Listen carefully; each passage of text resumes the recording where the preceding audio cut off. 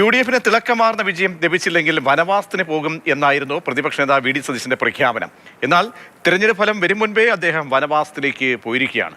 അത് എങ്ങനെയാണെന്നല്ലേ നോക്കാം. UDF-ന് തിളക്കമാർന്ന വിജയം നിയമസഭാ തെരഞ്ഞെടുപ്പിൽ ഉണ്ടായില്ലെങ്കിൽ ഞാൻ രാഷ്ട്രീയ വനവാസത്തിന് പോകും. അത് വാക്കല്ലേ, ഞാൻ കേരളത്തിലെ ജനങ്ങളോടുകൂടി പറഞ്ഞേക്കണ വാക്കാ. നിങ്ങളെ കണ്ടിട്ടേ പോകുള്ളൂ. ജീവിതത്തിലെ ഏറ്റവും അവസാനത്തെ പത്രസമ്മേളനം നടത്തിയത്. നിയമസഭാ തെരഞ്ഞെടുപ്പിന്റെ പ്രചാരണ വേളയിലാണ് പ്രതിപക്ഷ നേതാവ് വി ഡി സതീശൻ ഇങ്ങനെ പറഞ്ഞത്.